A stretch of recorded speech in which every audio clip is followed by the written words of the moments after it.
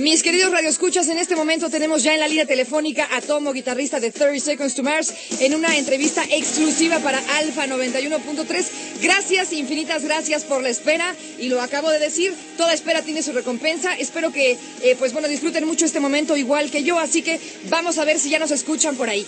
Hello? Hey. Can you hear me? Hey, yes. Can you hear me? Yep, I hear you.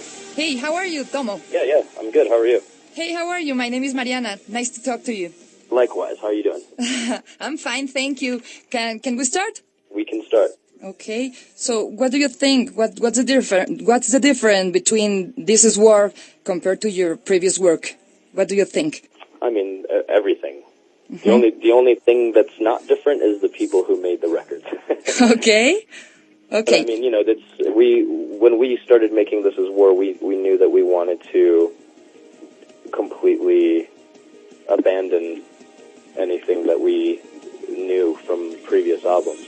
Everything that you learn while making a record is valuable information, but then when you make a new record, you have to forget it all so that you can be creative and be open to new experiences and new sounds and different things like that, Okay.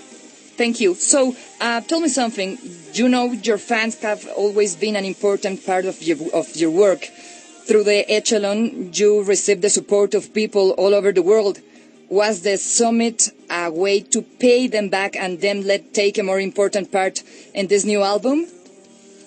Yeah, I think so. I mean, something that we have always been interested in is including our audience in as much of this process as possible.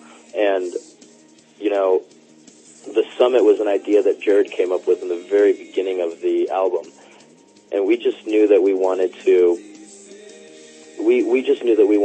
find some way to capture some of the spirit of the live performance for the album. And the summit seemed like a really great idea. We didn't know exactly what was going to happen or how we were going to do it. Mm-hmm. We just knew that we were going to do something that included the audience. And it turned out to be really great, and people enjoyed themselves, and it was a lot of fun, and we did it in 9 different countries, including Mexico. And we did it on the internet as well, and it was really cool. And now when we play the songs live, they sing those parts, and it's like they're in the band.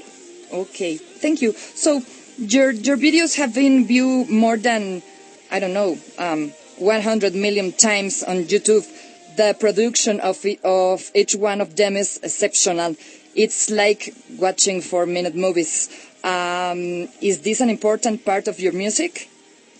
I think it is an important part. I mean, because there's more to it than just music. The visual aspect of 30 Seconds to Mars is equivalent to the music. I mean, we love that type of stuff.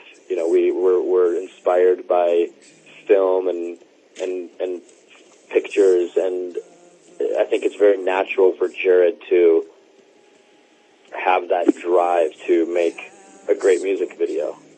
And there's no better person to put pictures to the music than him. He's the songwriter, and he's the visionary of 30 Seconds to Mars. So it always turns out really good because he's the guy doing it, and he's very talented. I mean, he's a special person. He makes a great music video. Oh, okay. Thank you. So, Tomo, what do you think of the music today compared to years ago when you started? Do you think that things were better before?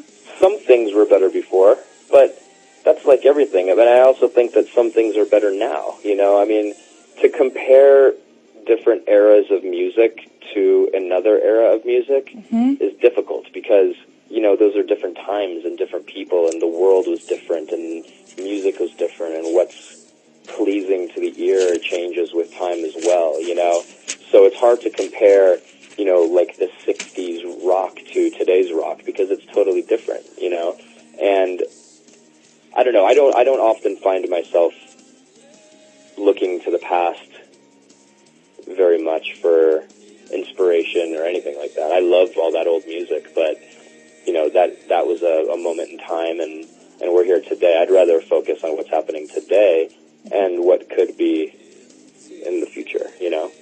Oh, okay. I'm much more interested in being a part of something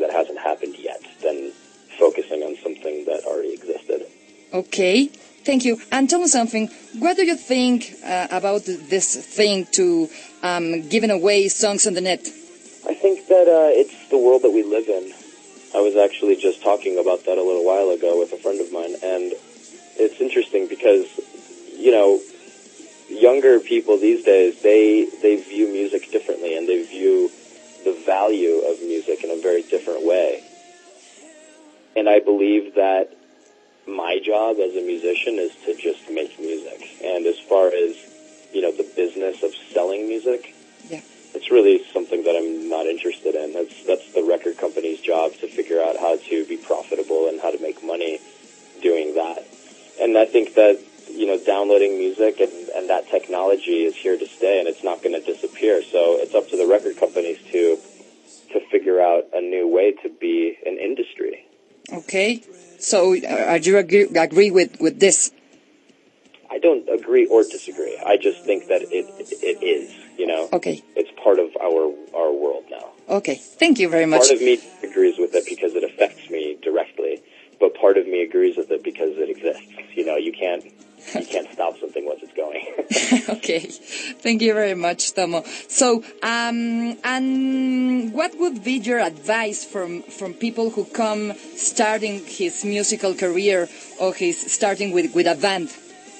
I mean, the only advice that's worth giving is if you truly believe that you have something to say and you truly believe that you have something to offer to the world and to the people who are interested in listening to music, then all you have to do is never quit. You just have to work really, really hard, and you have to believe in yourself and believe that you have something special to give to the world. And then if it's true and you work hard, it'll happen. You know, people, they connect with a song because they hear a lyric or a melody that makes them remember something or makes them feel something. And only hard work matters. You just can't quit. You can never give up. It's not a choice that you can make for a short term. You know, and if you're going to be a musician or if you're going to be an artist of any kind, Okay. it's a lifestyle choice, and you're basically making a decision to take a very big risk. Okay. And that's okay because, you know, there's that old saying, without great risk, there can be no great reward, and I believe in that. Hey, very nice advice. Thank you very much. So, your fans asked to me in Twitter that they wanted to know what will be the difference between MTV World Stage Mexico and this next concert in Mexico City. Everything will be different. It's our show. When we played the MTV World Stage, you know, that's a show for MTV, and we were very grateful and very honored to be invited to do it, and it was really fun, and we enjoyed ourselves. But our shows are a bit different, you know. It's a bit more crazy and a bit more loose, you know. Uh-huh. It's more family style, you know what I mean? Okay. So thank you. People who are coming to the show, they know it's going to be different. Okay, I know it's going to be different. So thank you very much, Tomo. That's all. And see you in concert.